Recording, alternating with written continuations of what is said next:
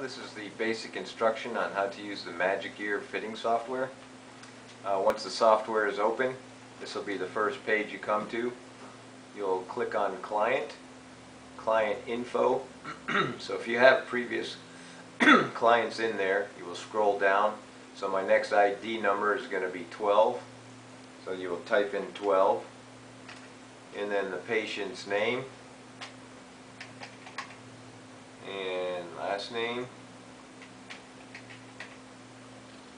and come over to the right side here and save or update a record. We're going to save this. We will open that file. Now we will come to the audiogram. So you can put in the audiogram scores either clicking on the particular point on the audiogram, or if you came down here you could actually type it in.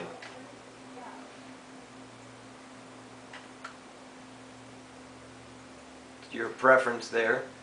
And once you have the audiogram in, come over to the right here and click on Save. So that'll save the audiogram into the patient's file. Just come to the top and click on the arrow, and this will take you to the next page. So we're going to click on to the next page. This center part here with the arrow, this will detect any of the hearing aids that are connected. Right now I don't have anything connected, so we're just going to actually do a simulation mode. So I will use the Ovation just for demonstration purposes. So once you have detected it, it would automatically click on the model name and then just come to the top right again and click go to the next page. Now here is your setting for the memories and your auto fit settings. So here you have your choice of programs. We can have 4 memories, so we'll activate all 4. Click on here. Now you have a quick fit guide, so you can quick fit the settings you want. So memory 1, we're going to auto fit to their audiogram. Memory 2, we will set up for a moderate noise. Memory 3, we will do for music. And memory 4, we will do for high noise. And you can come over to the left side and do the same settings. 3 was music, and 4 was high noise. So once you have those set in, come to the top right, click go to the next page. Now come here first to the config parameters. So now this will give us the settings that we're going to set into the hearing aid. If you want the low battery beeps, you can set those to on. Noise level, generally the standard is a 30 decibel. The power on delay, when the hearing aid will turn on, you have 3, 5, 10, or 15 seconds. So you can change those. The power on level, generally it automatically sets that to a mute level. The switch tones for your program beeps, turn those on. So when they press the memory button, it will beep to let them know what memory. And we can change the frequency at what level the tone is going to beep at according to their audiogram, where they have better hearing. And also the tone level, 60 up to a 78 decibel level, depending on how bad their hearing is. Now the VC map is either enabled or disabled. This is if they have a volume control. So if they don't have a volume control, we will be disabled. If they do, we'll enable it. And you also have a VC range, which is the taper of the volume control. So if you set it to a 50 decibel range, it's going to have a slow taper range from very low to its maximum gain. But depending on somebody's loss, if they have a severe loss, it's generally a better idea to set it to a lower range, so when the hearing aid volume is almost all the way off, they will still have some gain in here. Otherwise they have to taper the volume control for a long range. Once that is set, you come in here to the settings where you can change your parameters.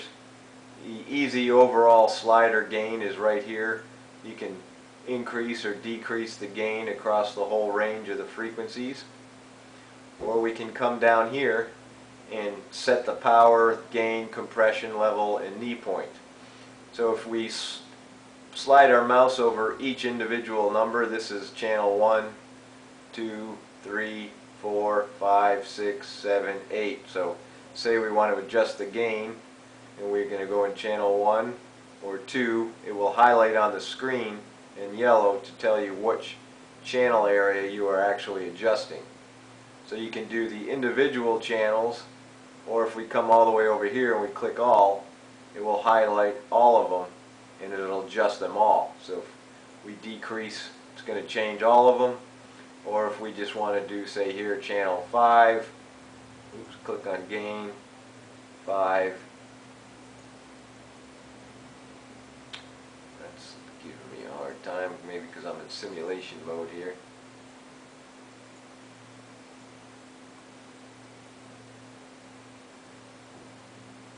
We go to other parameters, you have your noise reduction on, feedback control on, so we can change that to off or on.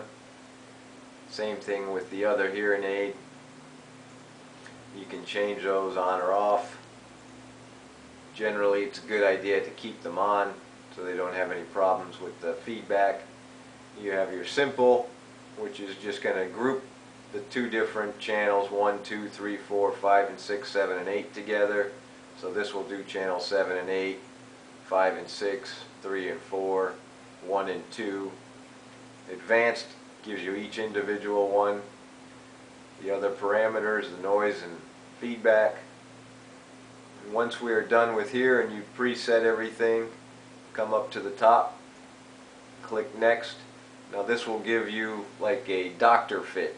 If a patient is complaining of a certain instance where things are bothering them, different noise levels, different situations, you can automatically click on what their situation is and their observation of that particular instance, and then the suggested change, which the computer will automatically do for you, and then this will apply the suggestion to both ears, or this is just going to supply it to the one side or the other side, and this will undo the change if you changed it and the patient didn't like it.